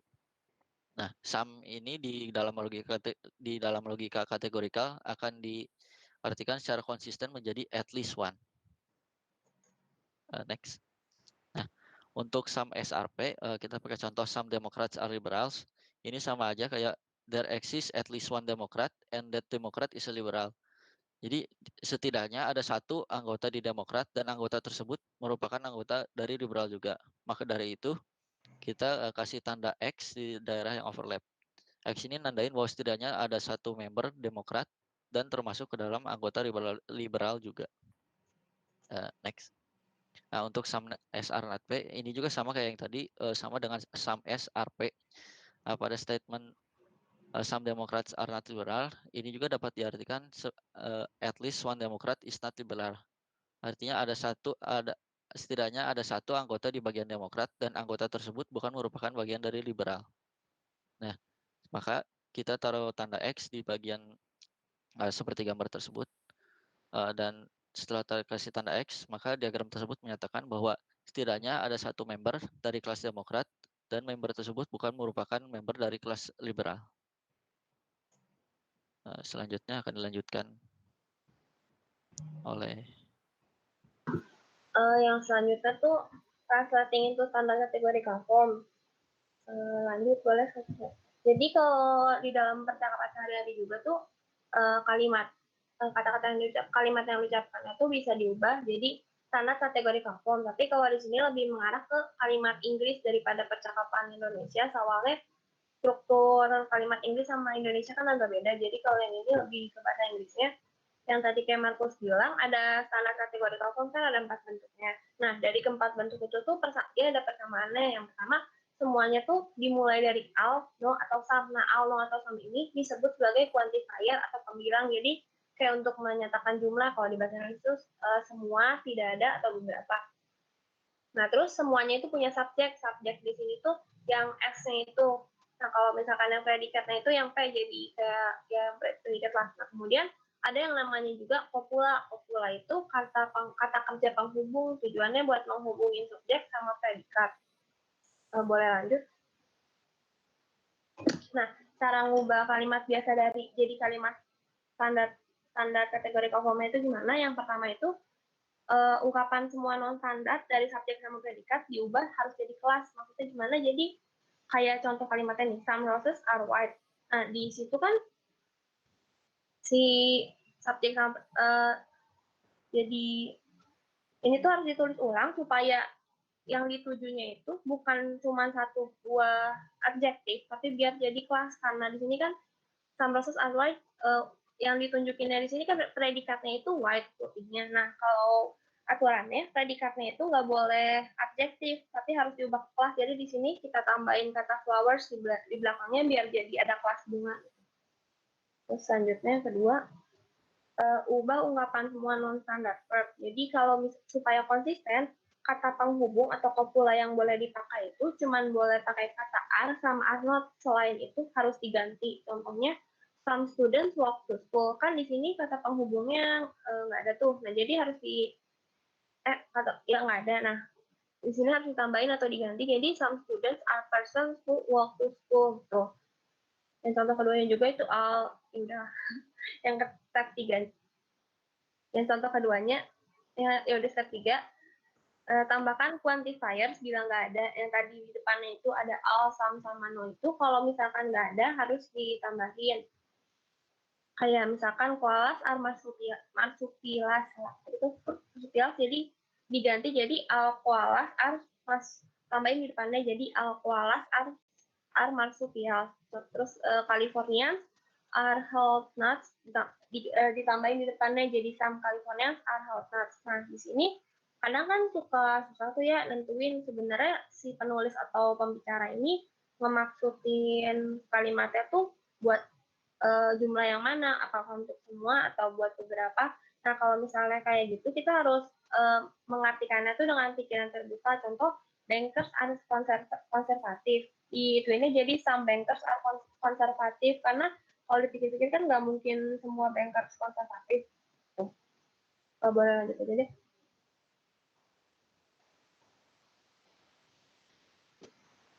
Step 4, ubah singular statement menjadi all or no statement. Jadi statement yang hanya untuk misalkan ditujukan untuk orang tertentu subjektif itu diubah jadi all or no. Kayak contoh ini, Joe wasn't born in Kansas. Jadi diganti ini agaritus, jadi no persons identical with Joe. Jadi nggak ada orang yang sama seperti Joe, yang maksudnya yang kayak Joe. Are person who were born in Kansas. Jadi nggak ada orang kayak Joe yang terlahir di Kansas. Terus contoh lagi, yang this flower is blooming. All things identical with these flowers are things that are blooming. Jadi hal yang identikal dengan bunga ini itu mereka mekar gitu. Nah, pengubahan ini itu berguna karena untuk menambahkan jumlah argumen yang bisa dites untuk pada diagram Venn-nya. Step 5 yang terakhir, ubah stylistic varian menjadi categorical form. Jadi stylistic varian tuh kayak cara yang lebih bagus lah gitu untuk mengungkapkan hal-hal ini. Jadi kayak contoh, Mary is loved by John itu bentuk stylish varian dari pernyataan John loves Mary. Jadi sebenarnya simpelnya kan bisa ngomong aja John loves Mary, tapi biar lebih mungkin puitis atau lebih apa, diubah jadi Mary is loved by John gitu. Next. Ya kayak di sini ada contoh-contoh banyak yang sering kali dipakai. Sebenarnya kalau mau disimpelin bisa aja dibilangnya tinggal all subject, all predikat, all SRP. Tapi orang bakal ngubah-ngubah dan yang sering dipakainya tuh kayak gini, kayak every S is a P, whoever is an S is a P. Nah, semuanya ini sebenarnya kalau mau disederhanakan bisa jadi all SRP. Terus lanjut. Nah, kalau yang ini yang versi yang kayak tadi, cuman kalau yang ini tuh yang no SRP bisa jadi kayak no PRS, SR not P, nothing dari kan SRP. Ini semua juga bisa disederhanakan jadi no SRP. Nah, kalau yang ini yang versi some SRP-nya kayak some PRS, a few SRP itu juga sama semua kayak some SRP.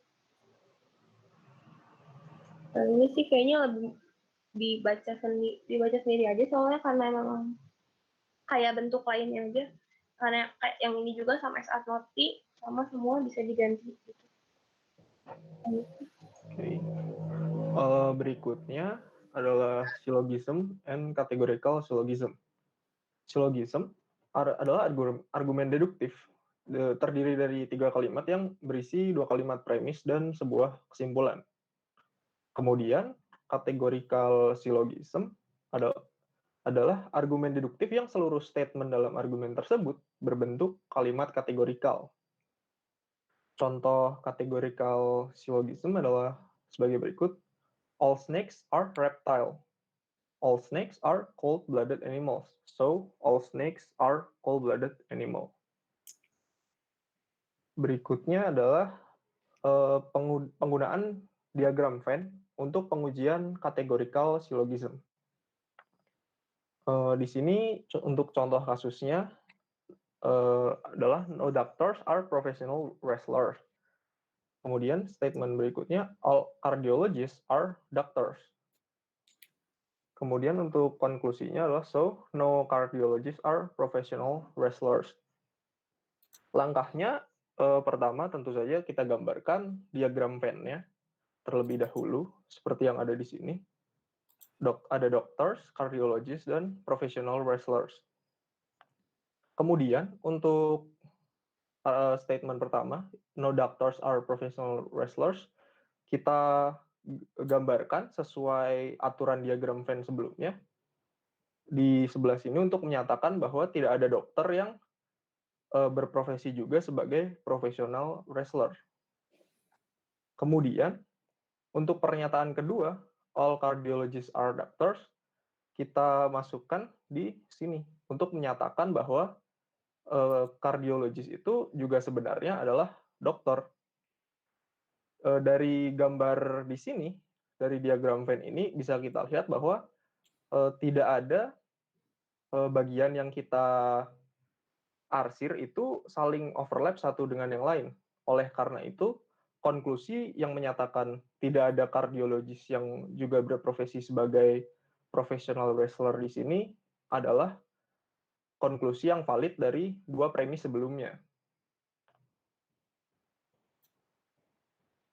Berikutnya adalah categorical syllogism yang menggunakan sum.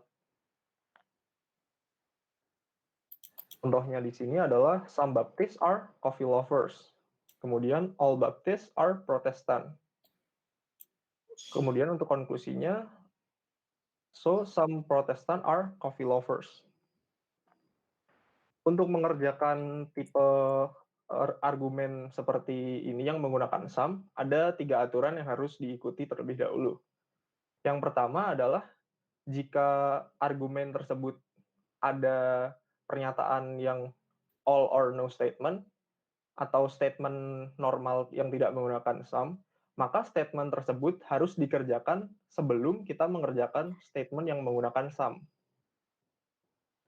Kemudian untuk aturan kedua adalah saat meletakkan X yang mana adalah indikator untuk sum, jika daerah yang akan diletakkan X sudah ada bagian yang diarsir, maka kita meletakkan X di bagian yang tidak diarsir. Kemudian jika tempat yang akan kita gunakan untuk meletakkan X adalah bagian yang belum diarsir, maka letakkan X di daerah yang belum diarsir tepat di tengah-tengah. Atau jika daerah tersebut merupakan intersection seperti ini yang dilewati garis, maka letakkan di situ. Untuk pengerjaannya sebagai berikut. Statement pertama, some Baptists are coffee lovers.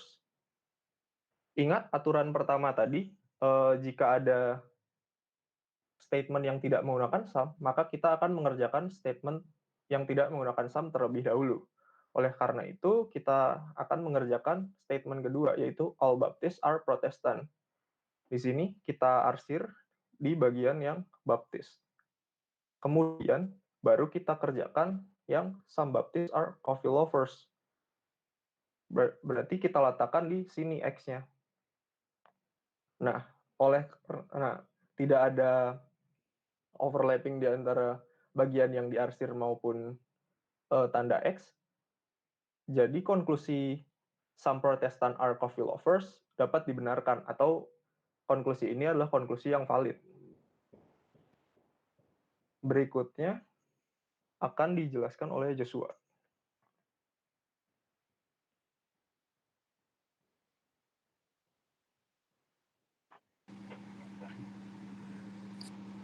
Oke. Ini masih lanjutan dari penjelasan Antoni Januar ya. Bisa kita lihat di sini ada 3, ada all painters are artists, ada some magician are artists. Tapi suaranya agak bergema ya. Oh, ya bentar Pak. Ada cara.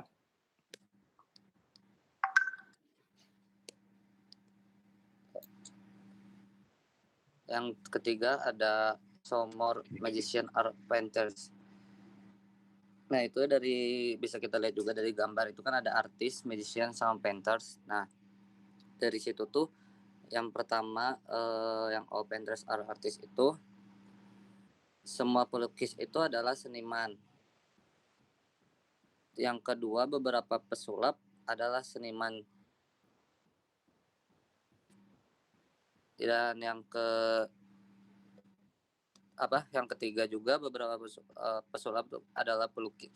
Jadi pertama kita gambarin dan memberi label pada ketiga lingkaran. Si artis, magician, painterist itu memiliki premis itu pertama dimulai dengan semua dan premis kedua tuh dimulai dengan beberapanya.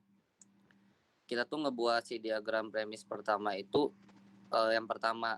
Jadi premis pertama itu menyatakan bahwa semua pelukis itu adalah seniman. Untuk menggambarkan klaimnya ini, kita tuh ngebikin lingkaran pelukis. Dan yang kedua tuh ada informasi premis kedua.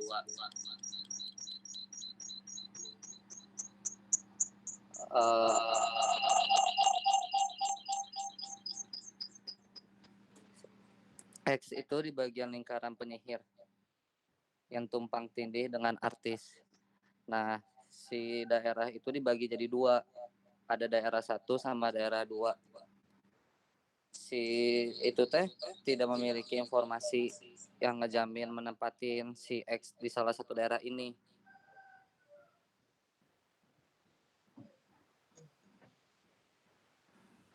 Nah, ketika si X itu ada di antara dua bagian itu, si X ini tuh ada di tengah-tengah. Itu tuh berarti tidak memiliki cara untuk mengetahui yang diberikan apakah artis, magician, atau painterist. Jadi si X tuh nggak tahu dia tuh mau yang mana. Next. Dari kedua premis itu juga semua atau tidak itu pernyataannya tidak masalah. Masalah premis mana yang kita buat diagram itu terlebih dahulu. Bisa kita lihat juga ada gambar ya. Ada scantris, scalis, ada tudris.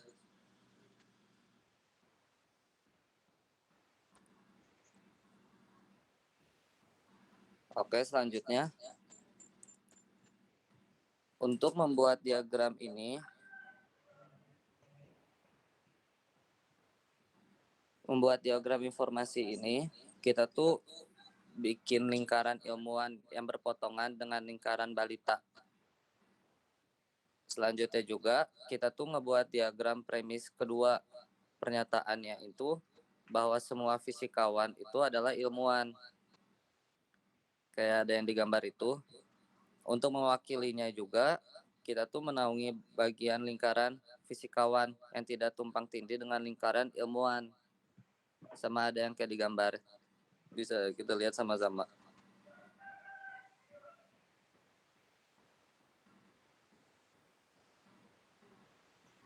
Selanjutnya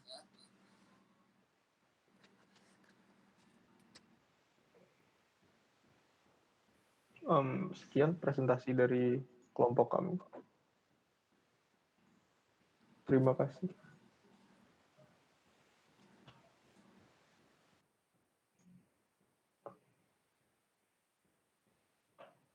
Oh, baik, kita lihat.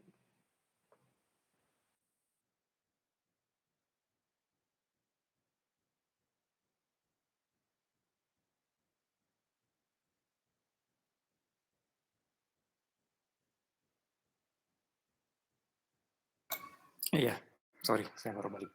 Bagaimana? Bagaimana, Pak? Sudah selesai? Iya, Pak, sudah selesai, Pak.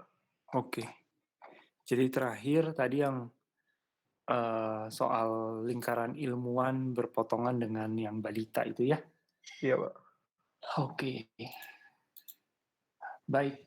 Jadi sebenarnya kalau kita jujur melihat ada beberapa kandungan informasi dari hasil presentasi yang beberapa itu sebenarnya sudah ada kan di foundation pemahaman yang kita bahas di beberapa minggu-minggu awal. Sebagai contoh ada disebut lagi tentang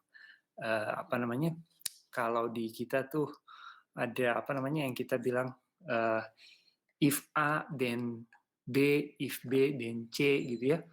Maka if A then C sebagai contoh. Itu di kelompok yang satu kelompok sebelum yang kelompok terakhir ya. Ada hal-hal seperti itu kita pelajari, ada yang mirip dengan yang sudah kita pelajari ya. Nah, kemudian yang di sini yang kelompok 3 ini kategorikal, jadi istilahnya intinya sih bagaimana mengelompokkan ya, mengkategorikan sesuatu informasi, sesuatu premis, sesuatu argumen, apapun itu. Yang memang kalian ada menggunakan bantuan diagram Venn ya, itu semacam teori himpunan gitu. Nah, kalian tentu sudah belajar ya teori himpunan, terutama barangkali di kalkulus ya. Sebagai contoh notasi himpunan X adalah yang biasa tulisannya tuh X sedemikian hingga X bilangan bulat lebih kecil dari 10 dan lebih besar dari 1 ya. Nah, seperti itu. Itu contoh satu konsep yang ada pada matematika, namun juga bisa berlaku juga untuk membantu di dalam penalaran kritis, begitu. Ya, jadi bukan kita nggak bilang bahwa hal itu berarti critical thinking ambil adopsi dari matematika atau matematika adopt dari critical thinking. Enggak. Sebenarnya itu adalah suatu bentuk bagaimana manusia melakukan penalaran dan dia menggunakan alat bantu sampai berkembang ada yang namanya diagram Venn. Memang lebih banyak kemudian diaplikasikan untuk keperluan matematika umpamanya. Tetapi hal itu bukan ibaratnya kayak kita bilang pemahaman kategorikal ini ya, bukan murni milik bidang matematika ataupun murni bidang critical thinking. Tidak, itu suatu pemahaman yang memang diciptakan untuk matematika, misalnya adalah notasinya secara diagram Venn. Ya, oke. Kalau kita sebagai bahan evaluasi untuk pertemuan kali berikutnya, jadi waktunya memang cukup padat ya untuk 3 kelompok. Memang kita masih ada spare 1 pertemuan sih yang terakhir, tapi saya harap itu untuk evaluasi. Ya, kalau mungkin ada kelompok yang ketinggalan belum sempat semua, di situ juga masih bisa. Jadi slide-nya kalian kurang lebih kalau kalian punya slide 20 slide, kurang lebih 1 slide-nya itu 1 menit begitu ya. Sehingga kalian nggak perlu membaca semua apa yang ada di dalam slide tersebut, tetapi kalian boleh resumekan. Jadi kalau di dalam suatu slide mungkin ada 10 poin, kalian boleh mengucapkan atau kalian rangkumkan, misalnya kalian bilang inilah poin-poin, jadi misalnya ini ada sebuah slide ya berisi 10 titik poin.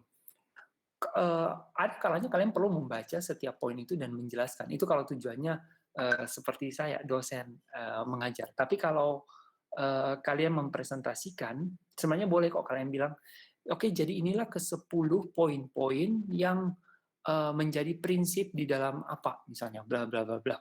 Yaitu meliputi ini, dan seterusnya. Misalnya seperti itu. Diharapkan audiens akan menggali sendiri, akan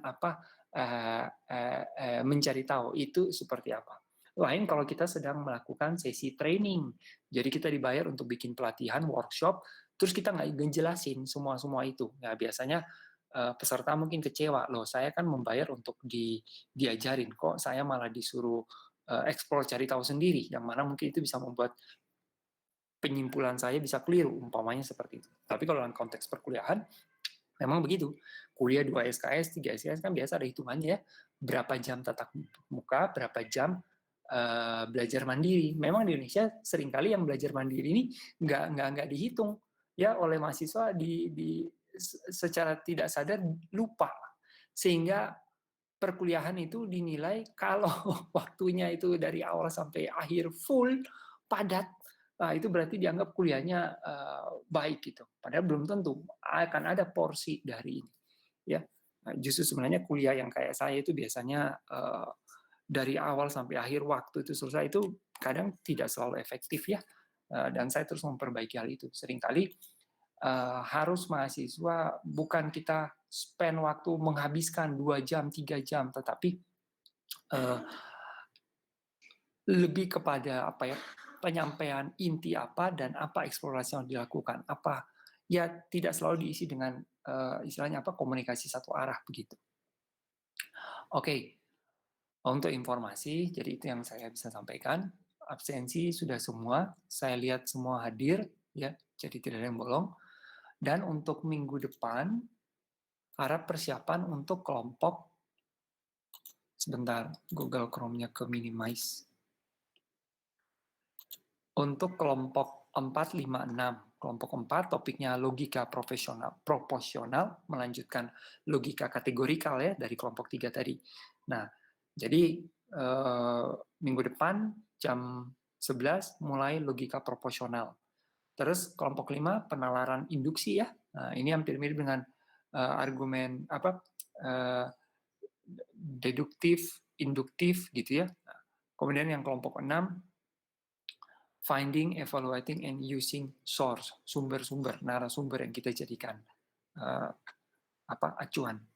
Baik, oke, demikian itu saja. Jika ada pertanyaan, mungkin bisa ditulis di bagian stream dari Classroom, ataupun nanti bisa disampaikan ketika sesi minggu depan. Sekali lagi, harap untuk sesi minggu depan, kelompoknya bisa melakukan presentasi dengan lebih ringkas lagi dengan memperhatikan waktu. Maaf Pak, izin keluar Classroom, ada kelas berikutnya. Boleh, ya. Oke, sekalian kita tutup ya. Terima kasih semua atas perhatiannya dan selamat siang. Terima kasih Pak, selamat siang. Terima kasih Pak. Terima kasih juga. Terima kasih Pak. Terima kasih Pak. Terima kasih Pak.